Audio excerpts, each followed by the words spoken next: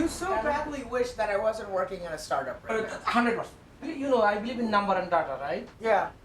Then I told you that 10% only startups succeeded last 20 years.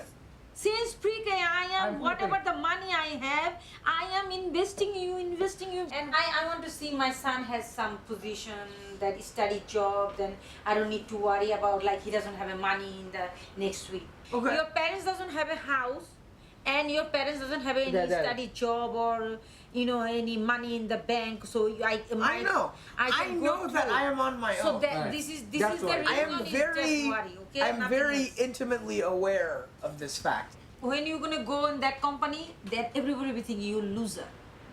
Do you think that people should do what makes them happy? No.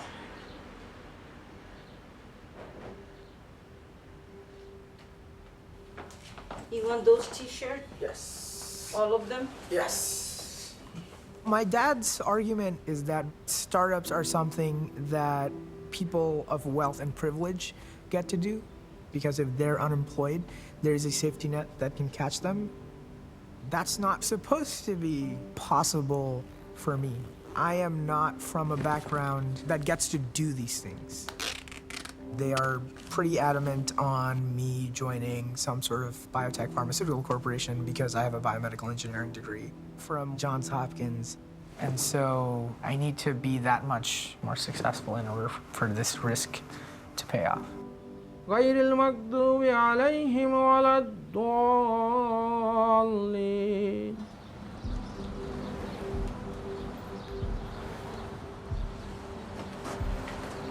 Time to go. All right. Drive safe.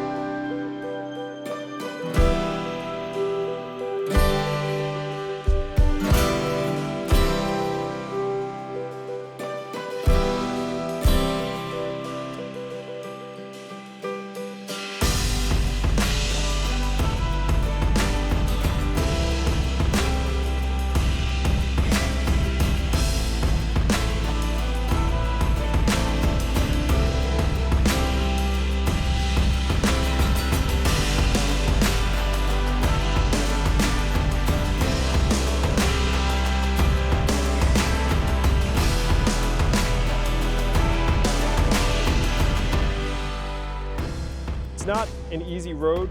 It's probably the hardest thing you guys will ever have to do. Some of your companies are going to struggle. A majority of startups don't work out. You're going to have to become engines of your own growth and development. If you end up being able to come to grips with some of these challenges, you'll become capable of pretty much anything you want.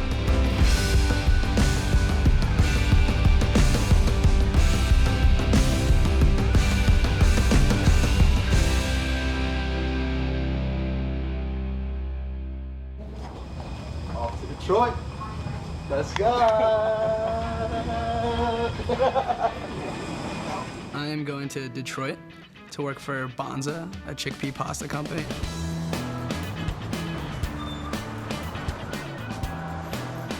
What up, what up? First night in the apartment. A lot of potential here. I went to Cornell, and everyone from Cornell is always like, all right, there's a few options. It's either consulting or banking in New York, or maybe big tech out in Silicon Valley. So going to Detroit was kind of a shock to most people. How's it going? Pretty good. Bonza was started by a 2012 Venture for America fellow, Brian Rudolph, and his brother, Scott. I've never built a company before. I'm 24 years old, and there are a lot of things that are new to me. So I certainly often feel like I'm in over my head. I think I'm getting better at it. But it's...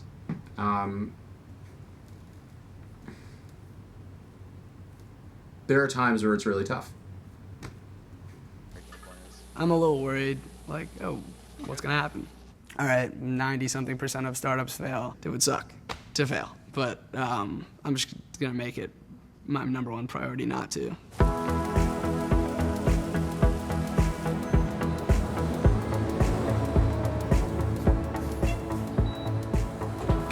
My current title at Detroit Labs is Junior Developer. Detroit Labs is still like a startup. They taught me how to code. There are not enough coders here in Detroit, and they're very dedicated to training people. There's this thing that happens when you learn to code. When you first start out, it seems really easy. This isn't that hard, you know, you've got it under control, and this is so fun. And then you start to realize it's also the entire architecture of code, how your app interacts with the internet, and how your app interacts with surveys and app ratings and sharing on Facebook. Coding is really hard. And for someone who's used to being, you know, good at school and life, maybe not life, but at least school, to be so bad at something, it's been hard and sometimes really demotivating to be the worst one on the team.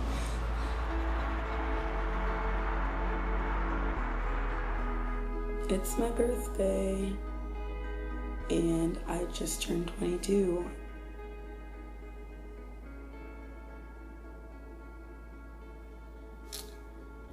What a strange milestone. To be older than 21 and not really, to be too old to be a child and then to be too young to actually understand what's going on in life.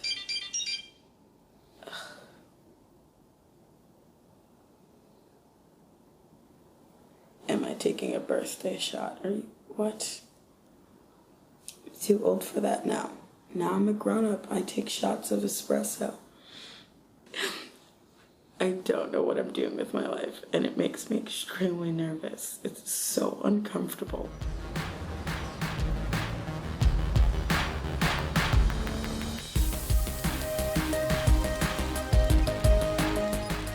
I went to college at MIT and I studied mechanical engineering, and I just moved to Detroit. As of right now, I am pretty stressed about being in a new place, being far from my family and all my best friends, and just being in a completely new environment.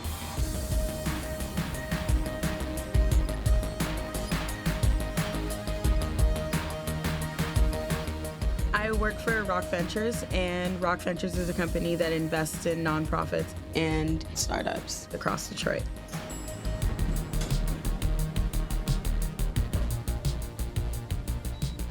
A lot of the projects that I work on are confidential, and so I can't really talk about what they are, not even to my friends, which is so hard. But what I do is I look at investments and make sure that they are still supporting Detroit's entrepreneurial ecosystem. Hey. How you doing? Pretty good. I'm really trying to prove myself because I'm so new and I don't want to drop the ball. In school, there are metrics and, you know, there's an equation and you solve for X and that's what you do, but now there's no more of that. You kind of just figure it out, whatever that means. So I'm still trying to figure out, like, if I'm ever gonna hit my stride and feel like I'm fully competent at what I'm doing. Yeah. The nature of what we do is extremely project-based. Right. So you'll hit your stride in a certain project, and then a project ends, and you're like, crap, I'm on to the next project, and now I feel again like I don't know what I'm doing. But it's part of the cool pieces about being here, to know that you play a piece in the ecosystem. I'm excited to see the direct impact from like what happens here and is on your plate, and then what you see out in the city. Just doing things that will really like sway, you know, how the city's gonna look in a couple years. Startups are the catalyst for the redevelopment of the city. If they can continue to create jobs and create other opportunities, then it'll be really amazing for the city. Detroit was the Silicon Valley of its era. It was the hub of American innovation and industry. It's known as the Paris of the Midwest, in part because of the architecture, which you can still see around. It's obviously hit tough times over the last number of decades. People regard Detroit as America's past, but it actually represents America's future. Because if you look at the forces that have hit Detroit over the last several decades, many of them apply to cities and communities around the country. I think Detroit is about grit and resiliency. You know, everyone did not pack up and leave. I mean, I grew up here. There are a lot of people that stayed that really don't get talked about much. They've weathered the storm, and they're starting to see the city come back. Detroit, I feel, represents more than what people may acknowledge. I think so goes Detroit, so goes America.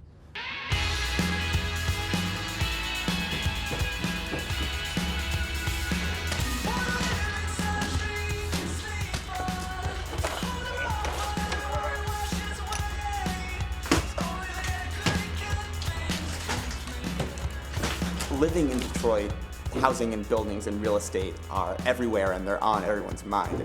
There's so much blight, so many abandoned buildings. And we were like, hey, maybe we could buy a house, fix it up, and turn it into a communal living and working space for Venture for America fellows. We just impulsively bought the house in the tax auction for $8,200. And this is a 3,500 square foot, 7-bedroom house. It had been abandoned, so it was all disgusting. But you could see underneath like the potential. I bought the house with 3 friends, Tim, Scott, and Sean. And we just started calling it the Rebirth House. What? You didn't get the good hammers? Come on. What? Like, these have wings on them. None of us had any experience with this kind of work. It's like, all right, shit, we own this house, we better figure it out. I literally was looking at all the hammers being like, which are the best ones? And these have wings, so I thought they Come were on. awesome. Let me see. Oh my god. These are so cool. Those are damn it. Why are they dumb? Max. You're the worst. I think with almost all the cool things anyone can do, you go into it being totally naive and not even remotely thinking about how much work it's gonna be and almost immaturely not thinking it through. But like, that's the only thing that lets you do it, because if you did it and thought everything through, you would just think about all the obstacles and you'd be like, there's no fucking way I'm ever gonna do this. So you have to kind of do it blindly.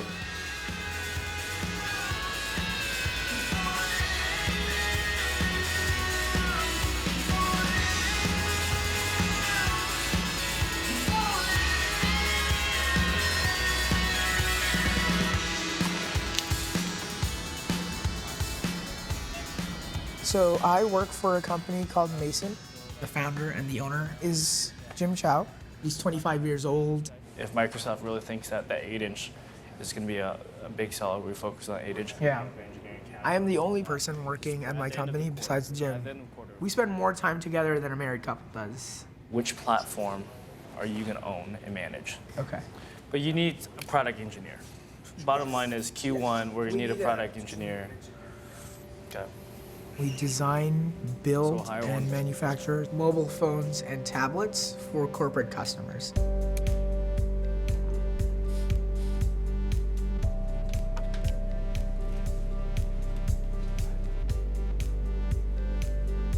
Everything that Mason sells is made in China. Our engineering team that builds the phones is there.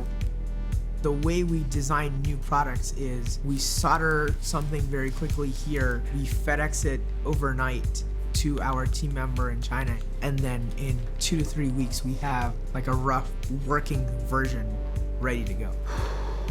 I'm managing 4 factories in China right now, a total of about 28 engineers or so. Yeah, it's a little crazy.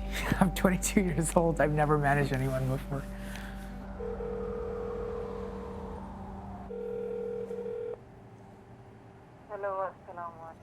Wa alaikum assalam. How are you? Turn on the speaker. How are you, Lavipita? Okay. Yeah. Then what will be dinner? You cooking? Yeah. Mm-hmm. You have food in your home? Yeah. Yeah? Are you happy with your job? Am I happy with my job? Yeah. Yeah, I feel good about it. When he's meeting His mentors and his advisors at night to discuss the company, like he's letting me sit in and talk to them as well. So Well, Unless you come up with something constructive result, then I will not believe anything until you know me what I want to mean. I trust him. I trust him to take the company in the right direction. Is that a better way to put it? All right, then what's new? Wait, I wanted to ask you a Question: How is the Lyft, Uber, both? How's that going? I'm okay. I'm not okay. I'm okay. You know, work is very hard. Yeah. Since I started working in the Uber, now this is the hardest Time I am having. It's very hard to now make a living. Wow. Did you pray, beta? Yes, I prayed. When? How many times? You're supposed to pray 5, right? So you don't have to worry about it. You don't have to worry about it at all. They think I've become a significantly worse Muslim. In fact, I haven't yet felt compelled to go to the mosque. I haven't felt compelled to pray, and I don't know, and I plan on telling them. Okay, bye.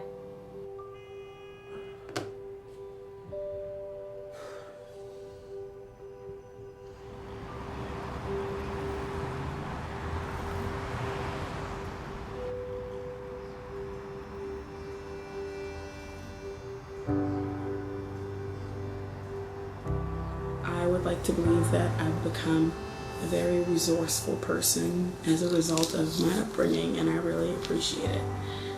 And that is a thank you to my mom.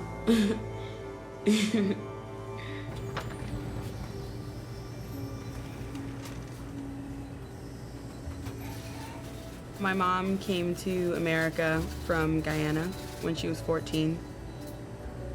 She had 2 children by the age of 19. We went to public school, and she worked multiple jobs for us and always made sure that we were fed and we had shelter and we were clothed. And she did her very best with the cards that she was dealt. And it's made me who I am. Hi, how are you? Anything else for you? No, thank you. My mom, my sister, and my stepdad are in Guyana. I want to depend on them, and I want to call them, but I feel like if I do, I have nothing, no.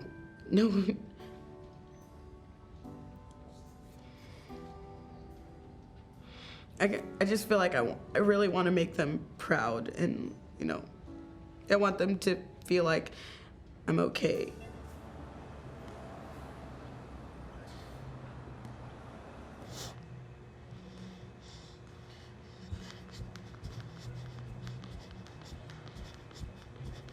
The teachers and the mentors that I've had have pushed me and encouraged me in so many ways and really helped me get to and through MIT.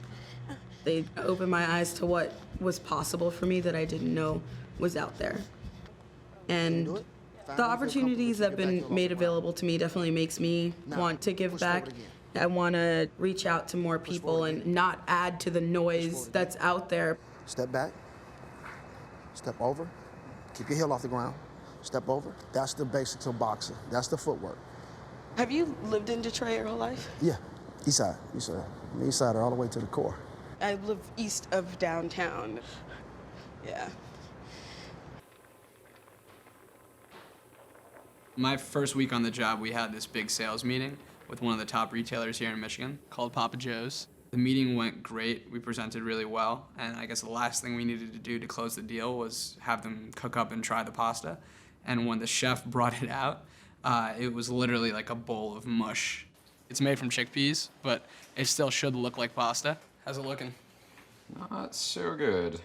Yeah? Like, what are we talking I'll show you about? in a second. Hold on. Yeah. Oh. Yeah, it's pretty bad. I mean, we obviously lost the deal at that moment. Brian and I looked at each other like, oh my God, because it wasn't just this one bowl. It could have been thousands and thousands of boxes that we had already shipped out. Have you tried it? I have not. Do you want to give it a shot? No, not really, but there was definitely concern about whether or not we had a product. And if we didn't have a product, we didn't really have a company. It's like oatmeal and hummus, like Combined. I started making bonza in my kitchen by hand. I'm gluten-free and care a lot about nutrition. Eventually became obsessed with just chickpea flour. In small batches, it was working, but then My brother Scott and I did a reality TV show. It went really well. and we tried to scale up really quickly. Unfortunately, just about everything you can imagine went wrong. We made 18,000 pounds of bad product. And when I realized that, I had one of those moments where the room kind of turned sideways. Do we know that we're going to have a consistent product that we can put on the shelves of Sprouts? That would be something that we're always proud of and not nervous that they're going to have an experience like we had. It's a visual thing as well. So. Food is definitely a visual thing.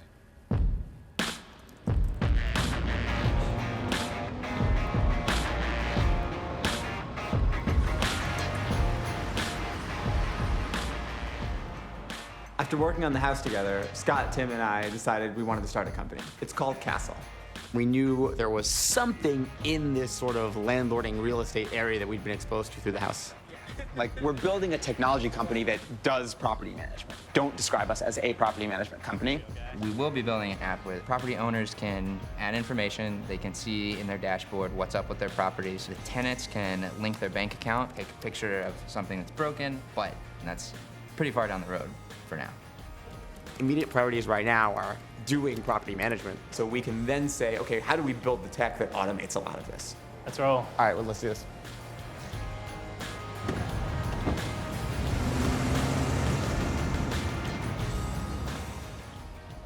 People from all across the US and actually all over the world have been buying property in Detroit often at auction. And it's basically sight unseen. They don't know if anyone's living there. They don't know what condition the house is in. So sometimes these people will enlist us to go to the property, find out what's going on and what they need to do for next steps. All right, before we go inside, how do you want to do this? Yeah, just go up and knock, talk to them, and be like, do you guys own this place, yes or no? But don't we have to explain who they are? Like, I feel like the reaction is likely to be immediately more hostile than we are acting like it will be. I think That's they're right. like, who the hell are you? Yeah. Right.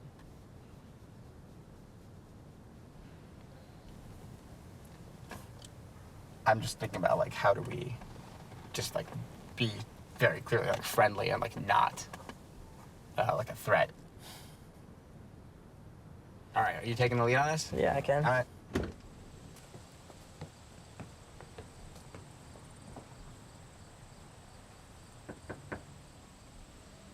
We could also leave a note. I don't see a mailbox. True. We should have brought a note.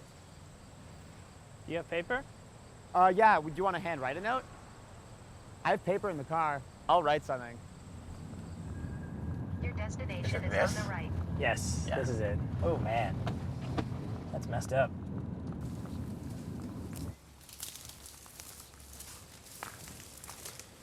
Ooh. Yeah, a lot of glass.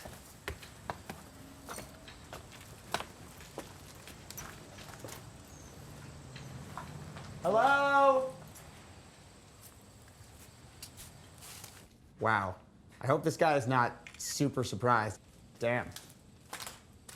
Holy crap, this is worse than our house. Oh yeah, for sure. Way worse. This is way worse. Wow.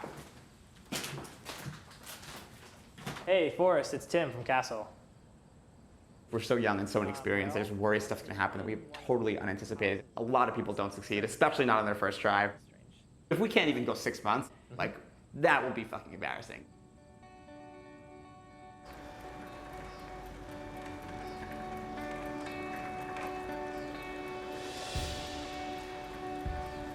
There is a constant balancing act that I'm trying to do where I feel like it's stressful to have access to all of these wonderful things and to work in the building that I work in and to be downtown and then bike back to my neighborhood or through other people's neighborhoods and see it just underserved.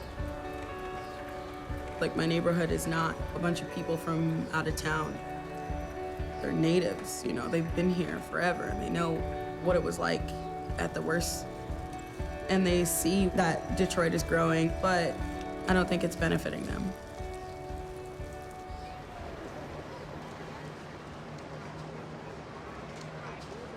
what I want to get into a little bit more is the people, getting to know them. And I think that that's one thing that's really cool, that you can do something like that here. Hi. These kind right here, they made out of spoon. Are you kidding me? That is cool. Yeah, so we're in the recycle. You look down at your plate and say, that could be a bracelet. That really could. It's really hard not to get swept up in the whole idea of these large, sexy, scalable businesses, but there's something comforting about small businesses. The person who gets up every day and opens their shop and sells their thrifted clothes or sells their handcrafted items, and they're really adding to the economy, and they're also creating jobs, and maybe not at the same scale, but they're doing their part. Thank you. Nice meeting you. Thank you, you too.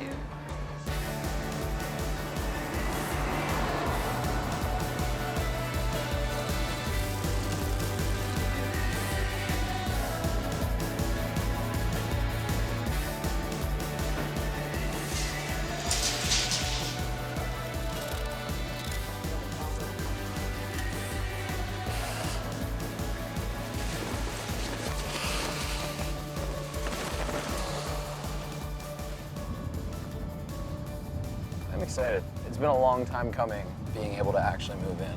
Yeah. I've been looking forward to it. You need a home base. Yeah. I'm moving into the rebirth house, and it is far from ready. Do you want me to get stuff? If you could just run down and get everything else, that would be great. Yeah. Thanks, Max. You guys are the worst. I really like the creative look. The splattered paint, I think, really accentuates what I'm going for.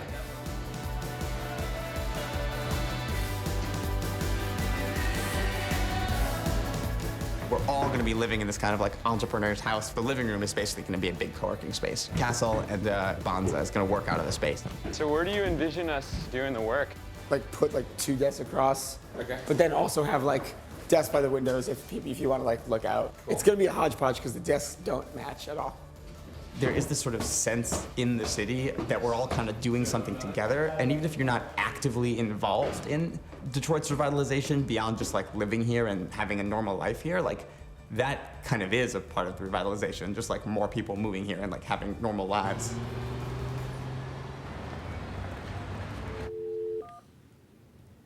When I joined Mason, it was just Jim, and it was no one else. There was a sense of having an equal amount of responsibility in the company. As the founder, Hey, Jim. Hi, Jim. over the last 2 weeks, our team has gone from 2 people to 4 people, so it feels very different. Jim, what is your 3-month goal? Hire the right people. It's going to be critical. If you look at the headcount forecast, I think I have it as like 14 people. Okay. It's less about me and Jim just working together, and there is a very real split between founder and employee now. How was the meeting? It was good. It went well. How well? You always say investor meetings went well.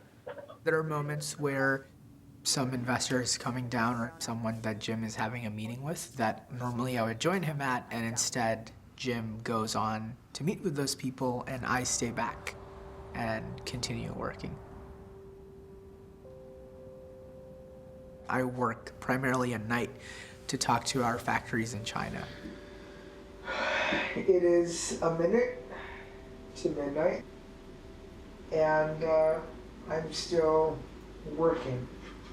A new product comes in, and in 90 days, I have to take it from 0 to has no flaws, making sure that things don't break when they go in customers' hands.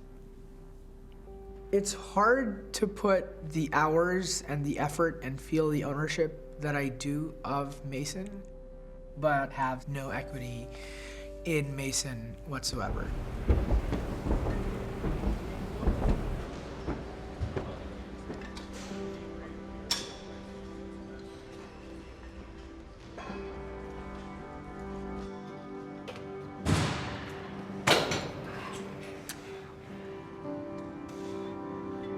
There are lots of environments where I should feel at home. I should feel at home when I'm with my parents in New York. I should feel at home when I am on campus with my fellow grads at Johns Hopkins. I should feel at home when I am spending time with the Venture for America fellow class, and yet I don't. There are so many times when I'm up late at night talking to my counterparts in China where they feel more like my team members, more like my coworkers, more like people who understand me and that I can get along with than people who actually work at my company. I mean, it's human tendency to look at difficulty and say that it makes you stronger and more able to be more successful in the future. So that's what I tell myself. Like, I know we're gonna do a review when I get back, but this might be helpful in terms of preparing for it, which is ultimately, like a product manager, you have to be the expert on your product. You're almost like the CEO of your product, right? I also think at this stage, really important not to over-engineer. Sure. You gotta start getting in the habit of saying no. Start like compartmentalizing things and then saying no to different things. Here's a hypothetical. Is there anything on my plate that I can say no to right now? So I think there's a lot of things you can start offloading. You have to start thinking about not how I would do it, but how can I make sure when I'm not there, these other people are getting it done. Okay. That's the product manager. Sure. The biggest weakness about you is that there's only one of you. Right? So scale, baby, right?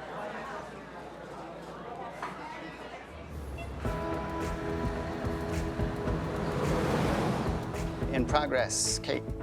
Yeah, so we've got the bars coming up for the graph right now, but we don't have the labels above them yet of how much each dollar is worth. And so I think I'm gonna pull Dan in to pair with me on that today because Stuart's out. Very good. So have you worked much with graph stuff before?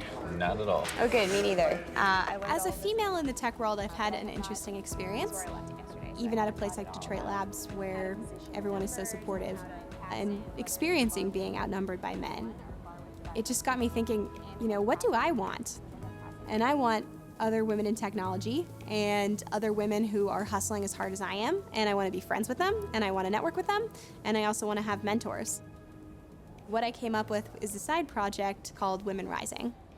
I know what I want, but I don't know what other women in technology want, and I don't want to start building a project without figuring that out. So I put together this survey. What do you want out of mentorship? How often would you want to meet peers?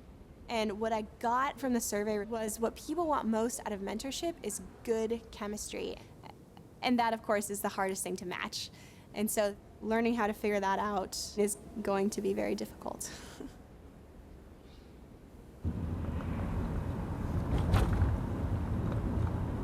All right, how about this? Because we don't know the exact number of units, I think. Yeah. So. But either way, we should quote them just a total yearly price. Yeah, that's what I'm saying. We will quote them yearly price and then just pick like a round number that's kind of near there. Yeah. So, and then that'd probably be good for them. Yeah. So, if it's like 14, I would say maybe like 10. All right, let's start with 11. All right, so we can borrow now. Yeah. When we started, it wasn't clear who was going to be CEO, and no one wanted it. No one leapt to do it. Ultimately, I did volunteer. So Tim is research operations. And Scott's gonna be our chief nerd, building the app. Let's just general overview of where we're at with fundraising. We're basically raising money on a team and an idea. And that's always the worst situation to be in because it's the highest risk for an investor. And as CEO, fundraising is my job. I'm the only one dealing with it. I'm the only one thinking about it all the time. And I feel super responsible to everyone else. And I only get more stressed because I hate picking up the phone and calling someone. Oh, God, I hate it. Yes. I don't even like ordering a pizza. All right, let's just do this. Ready? Yep.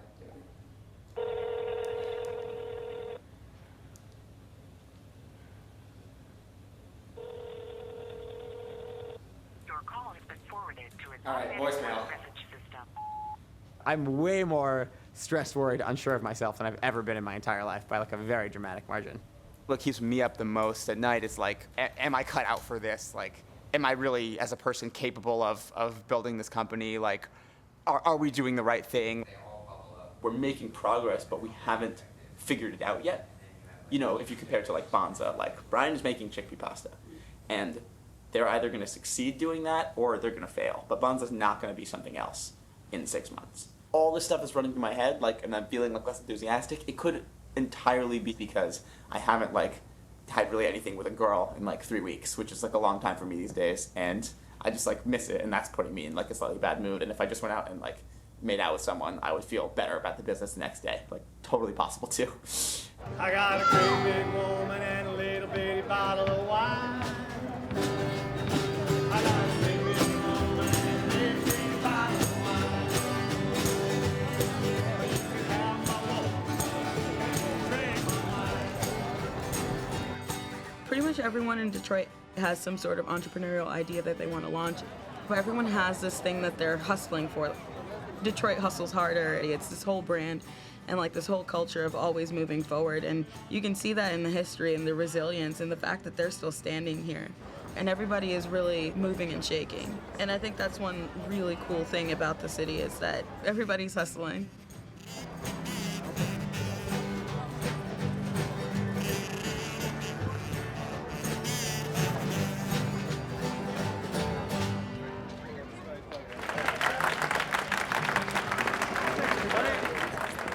This is the first multi-neighborhood soup, so this is very exciting and potentially transformative. So we're really happy that you guys could be here tonight. Soup is an event where you pay $5 at the door and you listen to a few pitches for their nonprofit or idea or program. And at the end of it, you get to vote and one of them wins. I'm representing Motor City Grounds Crew. We intend to build a life-size chess set in Core City. My project is the Detroit Animal Rescue Project. We call ourselves Wrench. We're asking for funds today to help create our home base, to give the kids a place to come and learn how to work on their bikes so that they have this sense of being able to do things for themselves.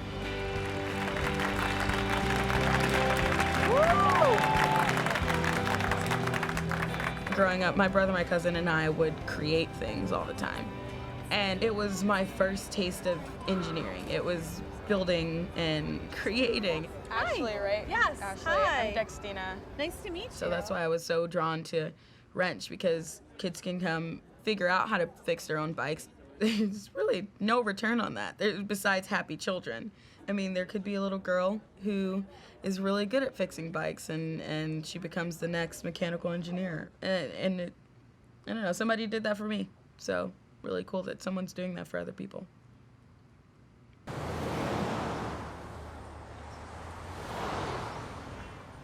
My dad is not doing so well right now. He works for a limousine service that pays him hourly, but doesn't give him enough hours and makes him work between 2 a.m. and 8 a.m. And it's really hard for him. Sometimes I wish that I had simply taken the, I don't know, the Wall Street or the big pharma company job and made 3 or 4 times as much money. Like, I talked to Jim before I came here, and my bonus is going to be timed so that it comes in at the same time that we are raising money from investors. If money doesn't show up, then what? Then if we can't raise the money that we want to raise, right, then I have to look elsewhere. You don't know, Borbeta, that is not a guarantee that like you will get this raise by February, right? That's you were telling us. Yeah. I thought before like you will be get it by February, it doesn't matter. Right. But now you are telling if Mason can able to raise the money, then you will get raised. Yes. But if Mason can't raise money, then Mason doesn't exist anymore. And Shabi, your brother, now he make me crazy.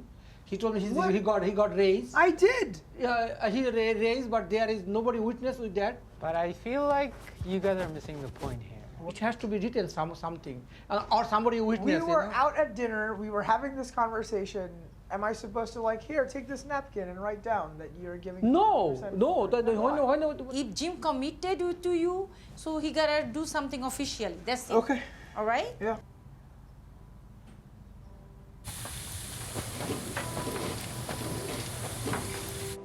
When we tell them that we're no longer choosing to go down the road that they're telling us to religiously, they're going to excommunicate us because they have no other option. It's not like they want to kick us out, or it won't hurt them to kick us out. But the fact is, like, they've followed a belief system for the past 40, 50 years. Then don't we want to put this off as long as possible? No. Why not? I think it's rude of us to not tell them. It's like giving someone false hope. Yeah. So I feel until we tell them of our choices, Yeah. like that's all the time we'll get to spend with mom and dad for the rest of our lives. Yeah, okay.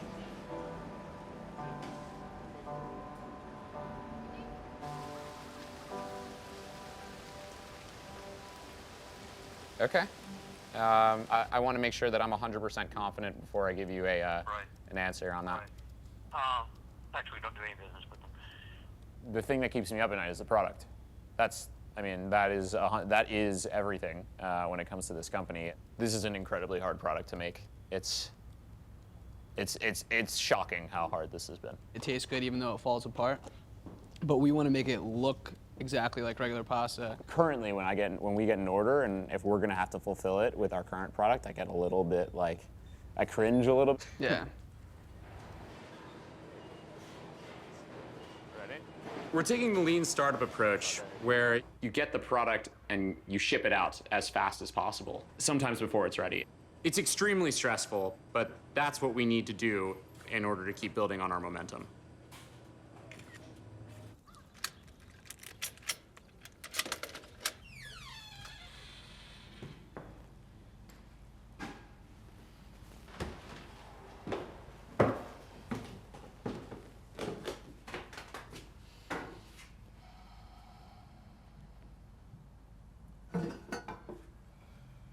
On a daily basis, I don't like 75% of what I do.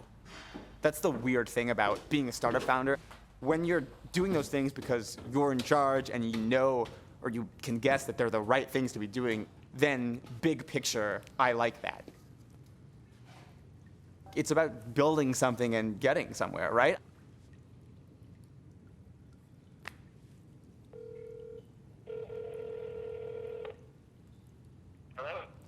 Hey, Max, am I coming through? So I'm at Strathmore. We took a look around. They just turned on the water this morning. So the water's working, but there's an open pipe like right after the meter. So if you turn on the water to the house, water just like shoots out of the open pipe. Also, there's like actual poop on the ground. I think the sewer line needs some cleaning. So we're gonna have to get a plumber in here before we do some of the more aesthetic stuff.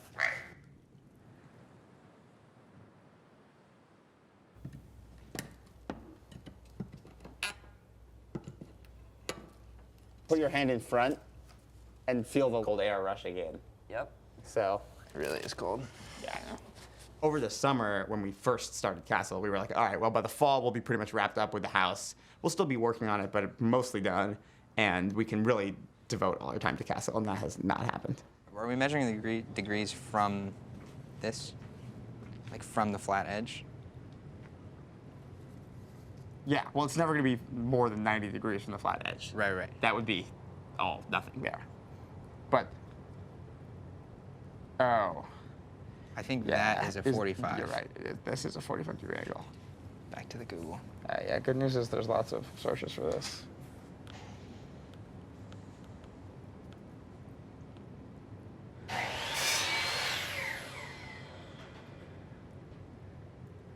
All right, this is the part where I'm confused. So it said do 23 degrees, and then put the board you're cutting on that wedge. So this is the wedge. Saying we do that? About this angle. What is this angle? Let me go. I'm just gonna go see what this is like in the actual corner. I think this might just be too narrow. After we get this chunk in place, I'm gonna wrap up because I'm dying. I feel like during the day, I have to make so many decisions about work that are like very stressful that my personal decision making has become way worse. It's just like there are only so many things you can worry about at once.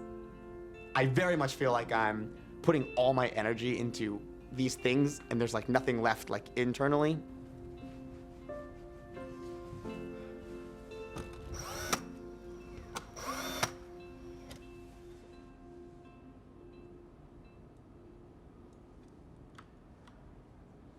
I'm growing Women Rising as a beta test right now. The way I'm trying to do it is much more like a dating system. You know, you have a specific question, you have a 30-minute Skype call, you see how it goes. If there's chemistry, then you continue it on your own, organically. So do you want to build a business? Is that what your goal is for yourself? That is my goal. I'm kind of trying to build an entire web platform for connecting people to mentors. Maybe that leads to something monetizable or just the next idea that is, you know, 5-10 years out of college, I want to be running my own company. That's absolutely the goal. But then I think about like how hard I'm working now and how little time I feel like I have, and then how do kids fit in that? Like, where does more time appear? Just give up vacations and you don't give up you don't give up vacations. I mean, but your vacations are, you know, like you have your earbuds in and you're juggling your kids, you're slathering on sunblock and walking them into the ocean with your, you know, on a conference call. Yeah, on mute. And all of a sudden you're just doing it. Meeting women older than me that have done such cool things definitely gives me a lot of confidence, because I think I should have this plan of how my life's going to play out and the steps that I need to take to get to their level. And it doesn't seem like any of them had a plan. They just worked really hard and kind of muddled through it and did what felt right. And I can do that.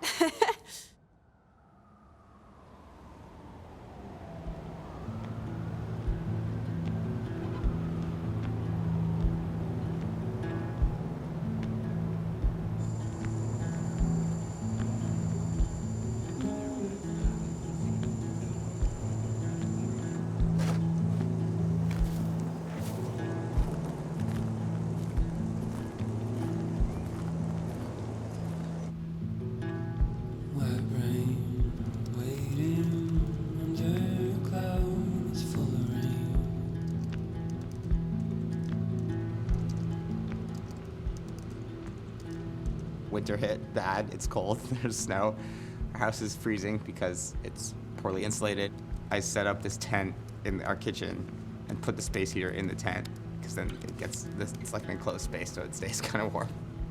Scott is actually here in bed upstairs working in his room. He can like code in bed all day. I can't really focus in bed. If I'm like taking a phone meeting and I'm like in bed in my pajamas, like, I just can't get in like meeting mode if I'm doing that.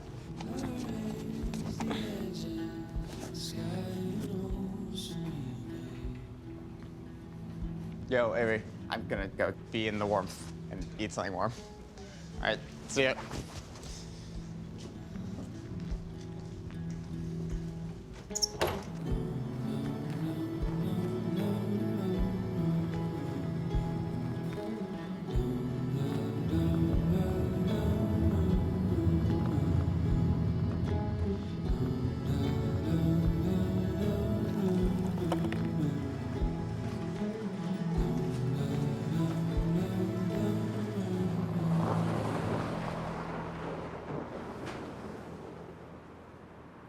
Up north in Michigan, there is a manufacturer that we've been working with. His name is Jim. I mean, he's the only one in the country that we've been able to find that can actually make this product. You want to leave it in there still? There's one stack in there. You want to leave it? Until I get the moisture finished, yeah. Okay. Everything else, so it's fine. Okay. Right now, if you boil the water and then drop Bonza in, you'll end up with a dish that's a little bit mushy and kind of looks more like hummus than pasta. And so we've been working on prototyping a new version. The goal is really to find any sort of irregularity. But if there's something that stands out as being different, then it's worth testing. In theory, when you think about making pasta, it's kind of like you just take a bunch of dough and you throw it through a little cutter and then it's out. But there's like 50 variables that we are constantly controlling for. If one of those 50 variables ends up misaligned, the whole thing breaks down. I mean, that almost actually looks like an inherent crack. Don't you think? Yeah. What about this one? Yeah. I think like any good entrepreneur, any successful entrepreneur has got to be a little crazy. He lives it and breathes it, and to the outside perspective, it might seem like he's obsessive. But like, look at that, actually. Kind of interesting, right? Don't normally see it going that way. But I think one thing I've learned just from like basically living with Brian is that you have to be kind of manic about it, like, or else you're gonna fail. There's like one crack in that right there. That was it, and that might have been because I... But that's like not even, Yeah. because that's not so substantial. Mm-mm. That's good. We cook different samples for up to 10 minutes, but we'll take out samples at 4, 6, 8, and 10 and see, you know, how the pasta is holding up. I'm glad that it's complicated at the end of the day because that means that it's harder for someone else to make the same product as us, but it also is a complete and total pain in the ass.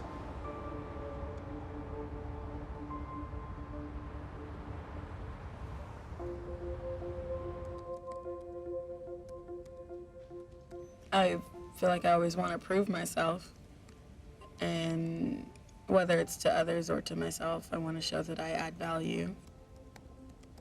I'm mostly frustrated with myself for taking on projects that I probably shouldn't have. I might have taken on more than I can handle right now.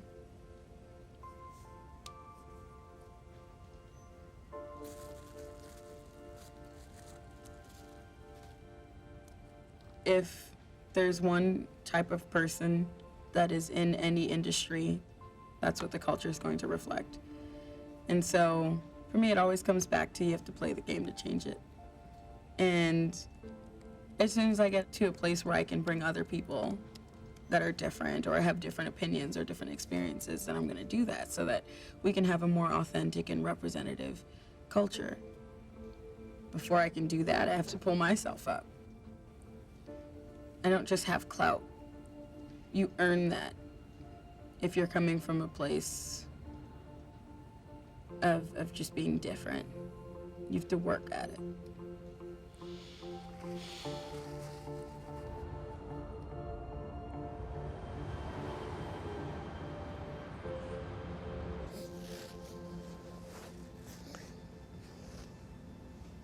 It is 20 minutes to 7 a.m.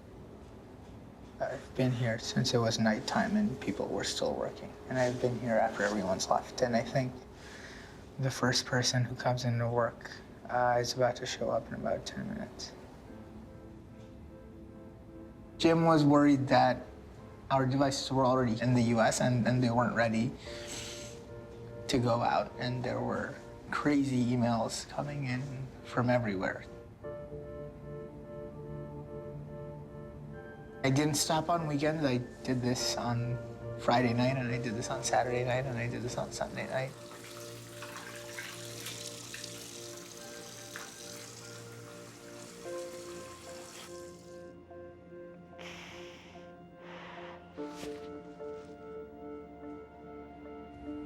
I wish I could tell my parents what was happening in my life right now, and they wouldn't try to judge every single thing that I do.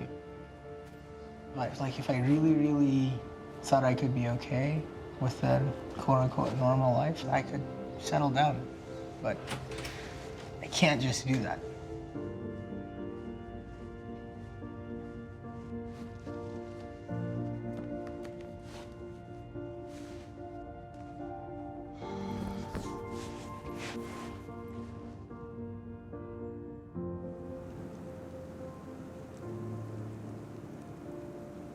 Business is struggling a bit, I would say. Fundraising has kind of hit this lull where Castle only has 3 weeks of money left. We have gotten some smaller investments, like 5 or 10K, to kind of float us. And we actually had a bridge loan that was like, we were gonna have no cash, so he lent us 10K until we got some investment and gave us 10K back.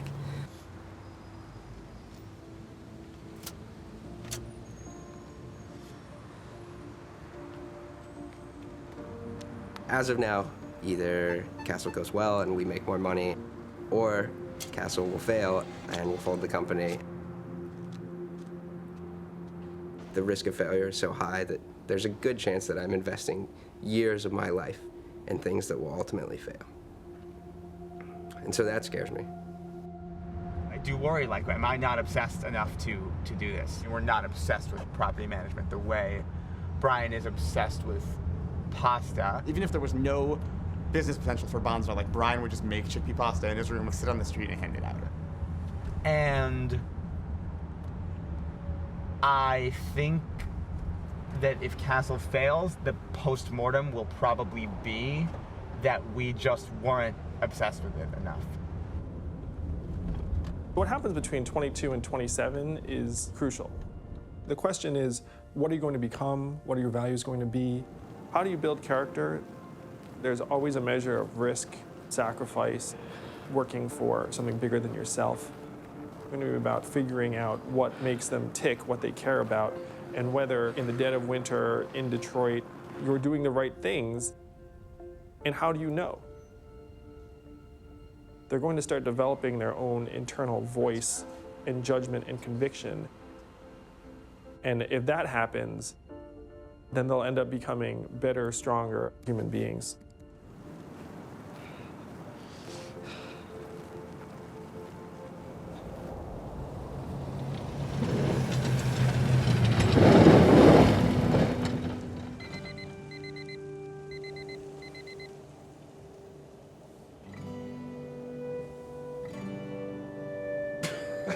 It's like 1 degree out.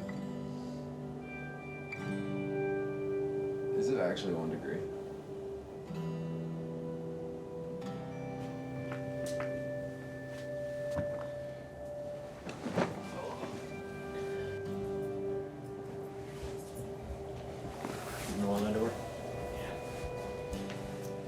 Can I get 2 bacon, egg, and cheeses? We'll be over in like 10 minutes.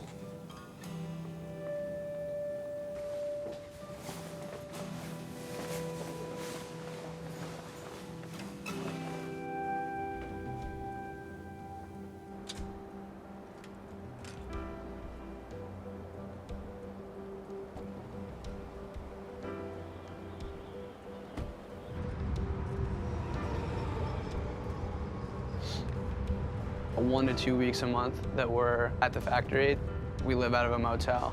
1 room, 2 beds. When we're up here, it's 24/7.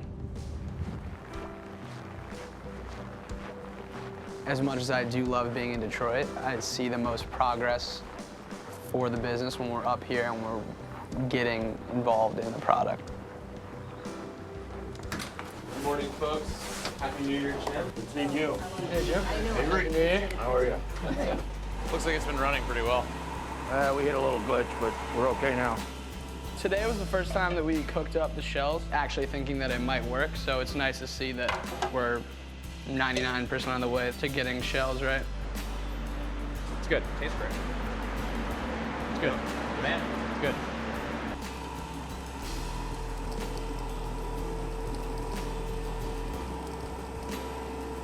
we're now in Sprouts on the West Coast. We're in ShopRite in the Northeast. Those make up around 500 stores combined. When we first started, there were 3 employees, and now we're actually at 11, which is pretty unbelievable. As we continue to scale up, we're going to need to be manufacturing 24 hours a day. Ideally, we could be tripling the amount of people who are working here. This is a very rural community, and there really are not a lot of jobs available in this area. I've never had a full-time job available to me since I've lived here for 15 years. I love it. I really do. This is probably the best job I've ever had in my life.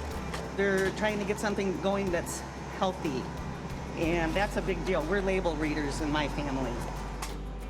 What's surprised me so far is how much I spend my time thinking about Bonza.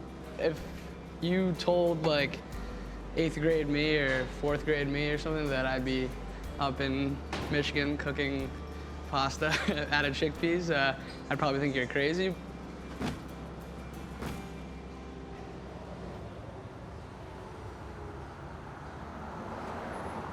It's freezing cold. Tim and Sean are both away this weekend, so I stole both their blankets from my bed. And I woke up this morning to find some kind of leak has made a hole in my ceiling. Don't know where it came from. It mysteriously stopped, so just gonna patch it up and cross my fingers that it doesn't happen again. A lot of snow outside. We got like a foot in 24 hours. I don't own a shovel, and there's still like a foot of snow around my car, and the lot has not been plowed. So because I have a meeting at 9 a.m., I am going to walk to work. And it is 8 degrees outside, and my cell phone says feels like -7.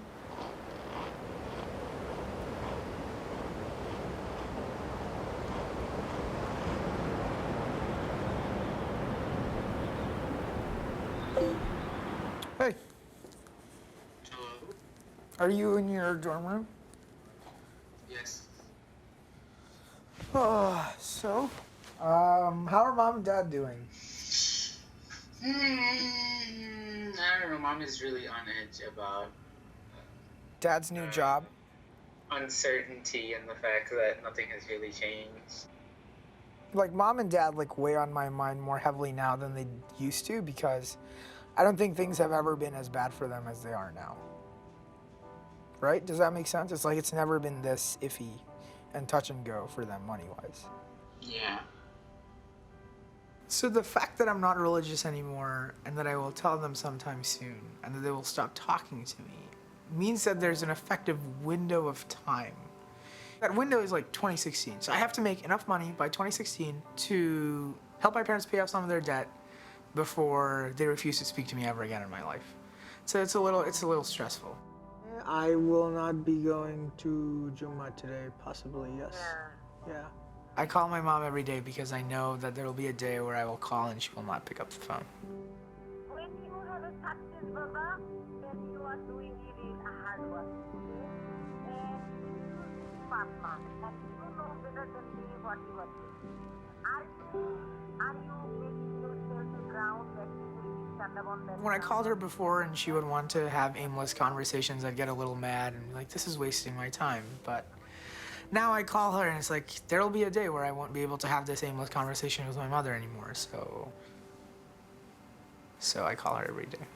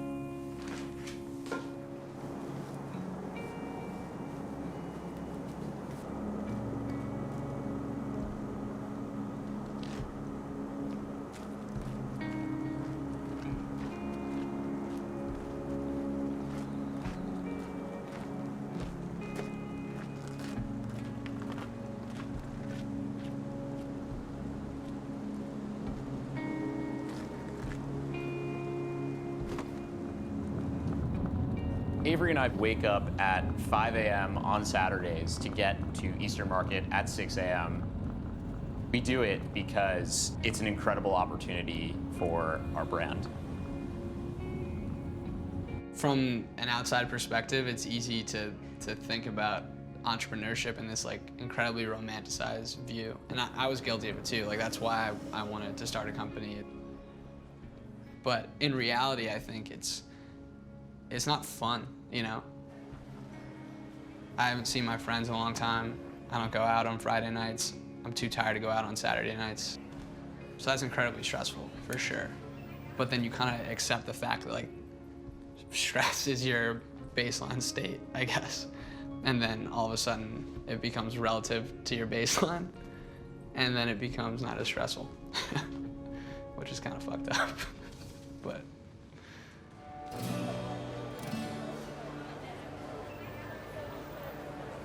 Good. Have you heard of Bonza? Do you use chickpeas? Yeah, chickpeas. Instead of wheat? Yeah, exactly. So it's gluten-free? Gluten-free, yeah. Really helpful. Really good. Thank you. When you buy 3, you get hugs. So you both get hugs. Oh, thank you so much. Thank you so much for the support. Thank you so much. It's great to connect and see that they're enjoying the product, and like every time you do that, you're kind of reminded of why you're doing what you're doing. The city is so downtrodden right now. You're wondering how much of a difference you're actually making, but at the same time, like, you are one small business in a very small community of small businesses, and you have to tell yourself this is like the early stage renaissance of a city that's kind of just starting to come back up. Entrepreneurship is the quickest way to job creation. It's the same thing that made it important to have entrepreneurs here 100 years ago. The person that's coming to work and earn that good wage at the high-tech job needs somewhere to get their hair cut. They need somewhere to buy a cup of coffee. They need somewhere to get a sandwich during lunch. And so it creates this reinforcing loop. There's this perception that now is the golden age of entrepreneurship, and that's really not borne out by the facts. Right now, we don't have enough people engaging in invention, creativity, risk-taking. And so what's at stake is, what is our economy going to look like? Where are the jobs going to come from? If we can get more of our young people in position to become builders, then that has profound effects on the future.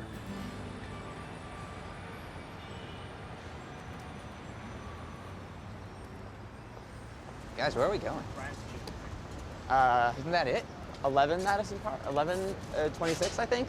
Yeah, I think we passed it, actually. Yep, it's this. All right. Nice. Richard. You should be able to. There should be an option that says cast. Oh, there we go. It there wasn't warmed up. Ta-da! Now, if I present. Oh yeah, software updates up top. Hey, where do you want to stand while he's doing his spiel? How about here? Well, not you, but. I don't know. It's a good question. Max, do you have a preference for where you want to be? For where I want you to be? You should fix your hair, by the way. It's all fucked. I guess it's better. Is it any better? Scott tried to fix it. No, just go in the bathroom and look at the mirror, Okay, man. where is it?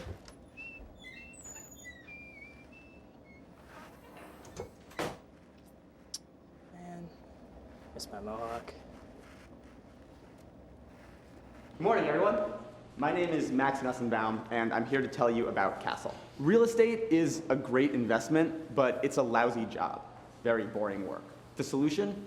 Automate landlording through software and on-demand labor. Basically, a smarter, tech-enabled property management company. For jobs like customer onboarding, tenant applications, and collecting rent, we use software. For jobs like showings and performing maintenance, we'll use on-demand labor. Here's what we need from you to make this happen. To subscribe to the automation you can provide, and to get the access and reporting in real time and financials and is a no-brainer. I think a lot of us are interested, but your point is they're raising enough money. Yeah, I think it's the right time to take a really sloppy market and start to bring some structure to it. I think you have the right approach, and I think you need more money. Let's talk about both. What's your sense of? Hello.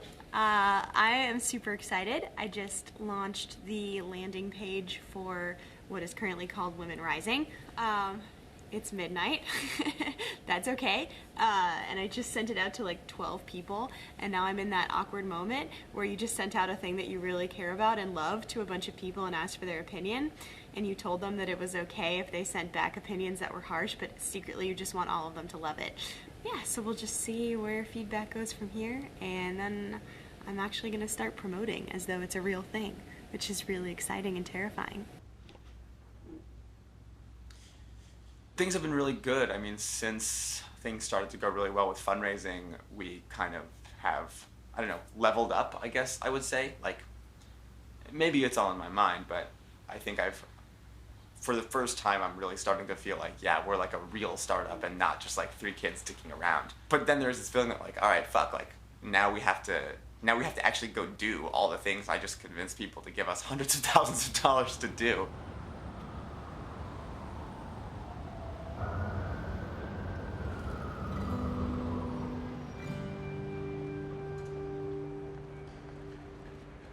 I find that most of my friends here who are in startups are white. And most of my friends here who are in startups are white men. There is a struggle to be my most authentic self. Writing definitely helps me to reflect. It helps me really digest what's going on around me. What does it feel like trailblazing? It's like waves in physics and phasing, basically always trying to fit in a foreign location where I wasn't meant to win. Always the first to do it in my skin, but never really achieving perfection. Too busy breaking down doors when they won't let me in. There is a real tension in Detroit, an us against them type tension that is happening with the young talent that's coming in, particularly when the young talent isn't minority talent. It goes back to that reinforcing loop. Detroit can be greater if it finds a way to break down the barriers and the walls that tend to happen. It is very important that more women, more minorities are in leadership. Not only who has the opportunity to have an opportunity, but who has the opportunity to offer an opportunity. That hope that you feel that's almost gone is still there somewhere. Wanting to know that something else is happening out there, something bigger than yourself. Half-ass will no longer cut it because half-ass failure always causes a what if, like, what if I were whiter? They're calling me a rebel when I'm just a fighter who refuses to settle for my pockets to be lighter.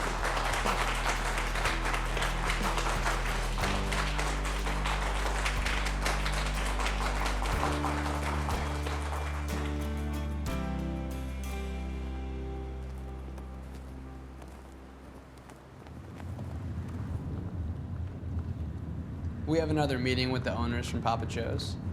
Kind of a redemption meeting. Hopefully, we'll impress them this time around. When we first met with you, we weren't in any stores. We're now in almost 750. So, wow. Yeah, it's been a quick. That's been quick. Yeah, it's been super quick. Our probably relationship with this store will always associate that meeting when we cooked up the pasta and it just turned to mush. When the pasta turned to mush. Now we've got a process in place that isn't obvious, but it works. That's the main thing. Exactly. We have it. Do we want to try it? Yeah, let's. Want to cook some up? Yeah, absolutely.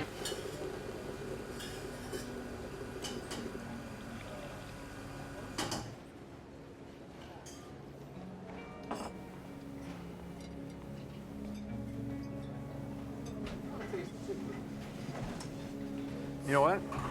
This is 100% improvement. Okay, I'll take it. 100%. You know what? I'll tell you what. We have a deal. We have a deal. We're going to put it in the store. Good man. Trust me, I had some doubts. You had some doubts going into this I had some again. doubts going into this again. Yeah. I'm going to call my brother up and tell him, it went how well. great it was. Redemption is sweet.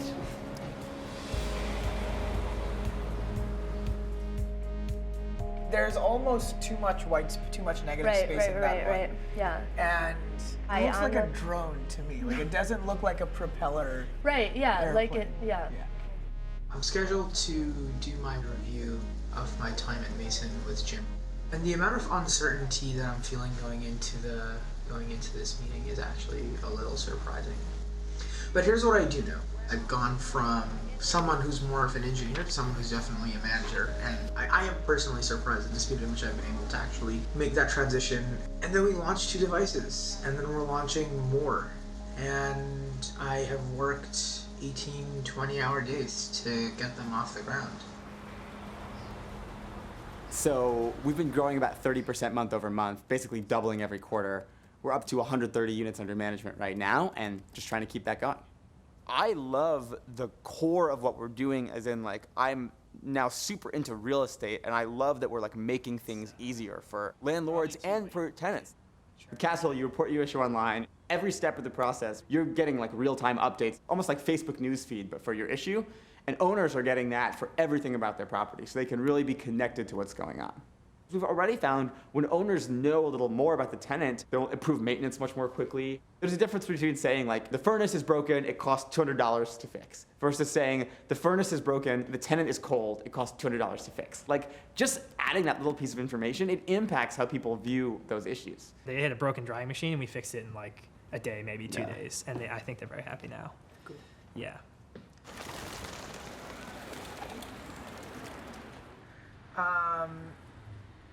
Jim is planning on bringing on a senior product person on board, and not someone that's going to work in parallel to me, but someone that's going to be my boss. And we're 4 people large. We're 4 people. We might be 6 or 7. How it makes sense for us to have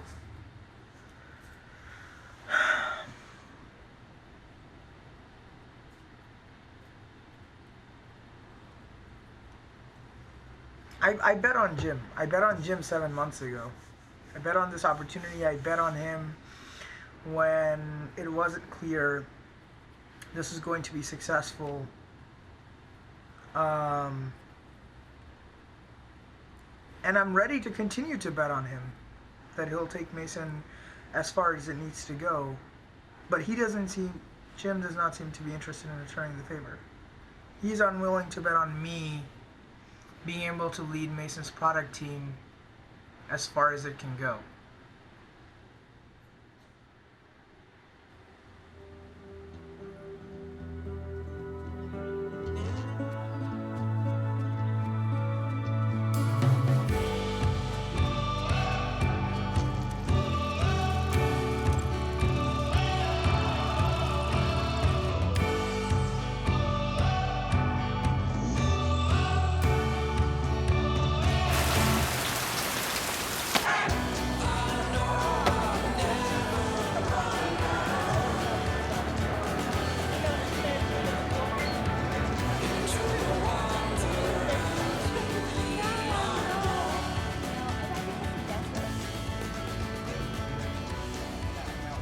The first few weeks of May, you see a shift in the energy in Detroit.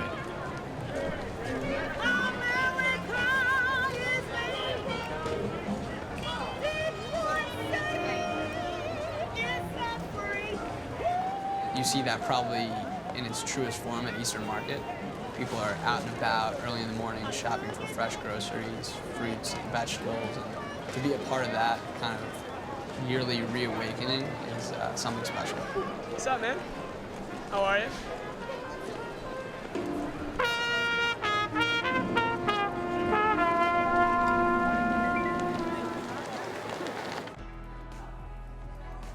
Yeah, welcome on in. Awesome. Wine and snacks right there on the table, and your mission of the night is to introduce yourself to 3 people you've never met before. All right, great. So, One down. and now you have an excuse. I launched Women Rising to the public. We had a really big launch party. Tons of people came. We sold out of tickets, which was amazing. Thank you so much for coming. 82% of professional women are looking for a mentor, which is actually more women in America looking for a mentor than are single women looking for a date. This is something that we all want in our lives, and why shouldn't we have a really good way to get it? What if all of those women in the startup community actually had a mentor and who could help them pull their business along and help make it grow? What would our world look like? People had the most positive things to say. It was so empowering, it was so wonderful, and we got awesome press out of it.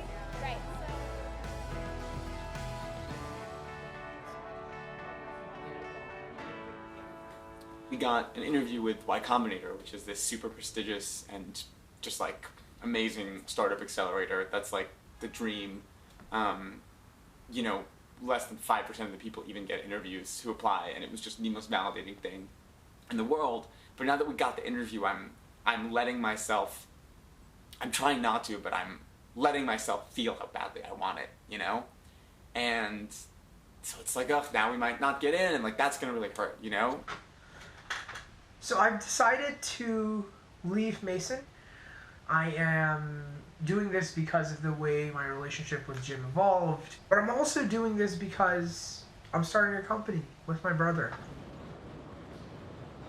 When I moved to Detroit, I was trying to run away from my past. I was trying to find a new version of myself that was completely separated from my time in Bangladesh, from my parents, from my background. And I find myself trying to remain true to the idea of starting companies, but doing that in the context of where I'm from. My brother and I are building a software platform to directly connect Western apparel brands with factories in Bangladesh to make things more efficient, less corrupt, and hopefully in the long run, create better working conditions and higher wages for factory workers in Bangladesh.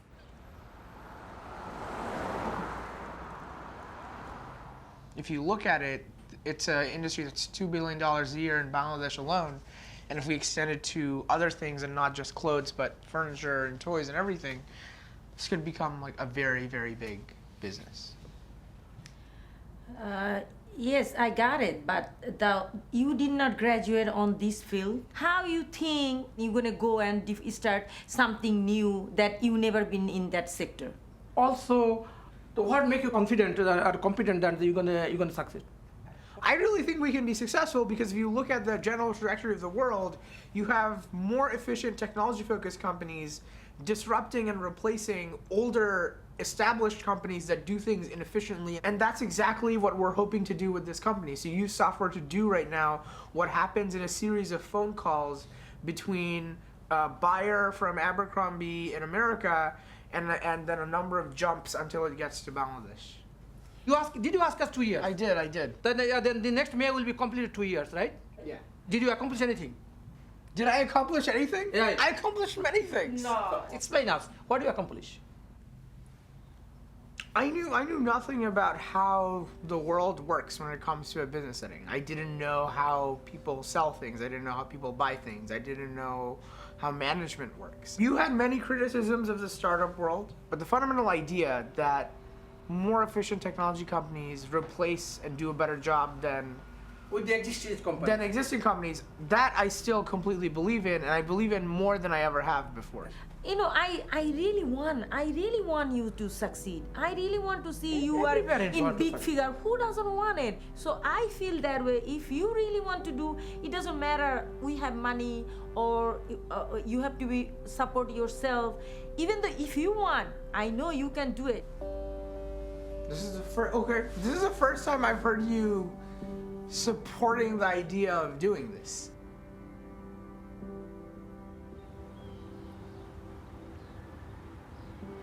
Even in the best case scenario that we are hugely successful with our company, we're gonna lose mom and dad forever. That's why I feel that, I am on borrowed time. I think you've made your peace with that. I don't think I've made mine yet.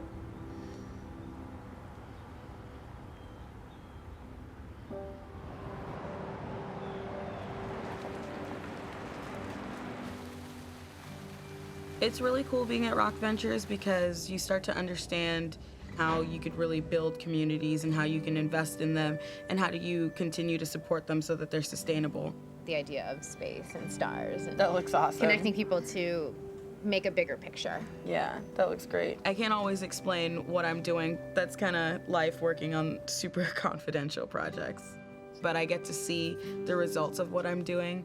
And at the end of the day, you can always point back to something and secretly whisper, like, I kind of had a part in that. And it'll be an inside joke between myself and I. Right hand. Roll under. Roll under. Right hand. Good. Go under. Under. Right hand. Good. Come to me. Come to me. Come to me. That's better. If you had asked me 2 years ago what would make me happy, I would have said graduating MIT. And then I did it, and now I'm like, okay. So, like, what's next? Good, perfect. Do it again. Double jab right hand. I feel that there's so much opportunity that I can't just let it pass me by. Like, there's no ceiling. There's always more room to grow and more room to achieve. Oh, man, you look like a killer now.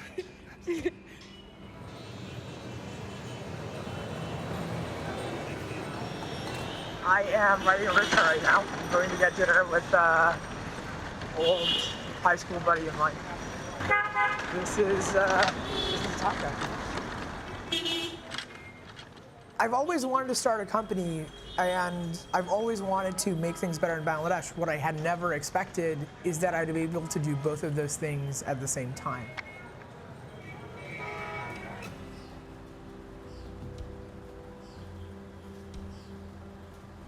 This is the dream. Like, There are 9 people who work out of the house. When you walk in on any given day, there's people working everywhere. Bonds is cooking in the kitchen, we're on the computer, someone's taking a phone call. In the summer, someone's sitting outside, like people are coming in and out. It's just like this bustling center of activity. And it just feels really good. What? Did I say that? We just added 2 new members to our team, Catherine and Lauren, and they rock. We were looking for more Averys, basically. We tried to clone him, and we ended up with Catherine and Lauren. I don't know how it happened. They're not going to take that as a compliment.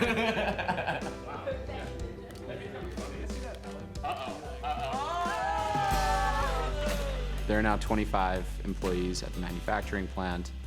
We are in 1,700 stores, and we've expanded so quickly that we're looking actually at a second manufacturing plant. Time magazine named us one of the top 25 inventions of 2015. We won Accelerate Michigan's innovation competition, and we're named one of the top startups in the state. What we've been measuring is the manager. Right now we have 183 units under management and growing really fast every month. We're getting more scalable every day, and we're prepping for our launch in the DC metro area. We've made 3 new hires. Had a really good couple weeks in San Francisco, New York, Boston, taking meetings for our $1 million seed round. Things look really promising. We're about to get an offer from a firm in Boston, which is super great. It's happened faster than I thought. Well, we fucking did it. We got into Y Combinator, which it's just so surreal. You know, like we didn't do this for the external recognition, but YC is like the biggest stamp of external approval a startup can get. There were 6,000 companies that applied to be in this batch, and about 89 got in, so like crazy low acceptance. But you know, I know that if we become hugely successful and we have hundreds of employees and we have this amazing office and running this network, like I'm always gonna really, really miss when it was just a few of us in this like crazy old house in Detroit, you know? Starting a company has forced me to grow up a little bit faster, knowing that there's a lot of responsibility on my shoulders, not just for myself now, but for all the people that are joining the team. I am glad that I put myself in a position where I had so much room to grow. I don't know who I would be if I hadn't been here, and I don't think I would like her as much as the girl that I am now. It's surprised me what being passionate about something can change a gear within myself or anybody else, really. At the end of my life, I really hope that I can look back and think that I've done something that mattered and that impacted people.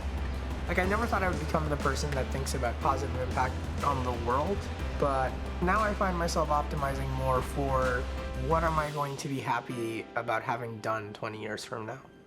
I don't know, it's kind of like a Wizard of Oz situation where like we were a real startup the whole time, you know, we just didn't know.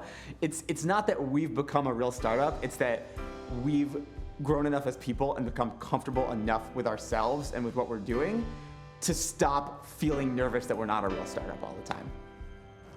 It's about entrepreneurship and companies and jobs, but also it's about giving America that spirit and character that it once had.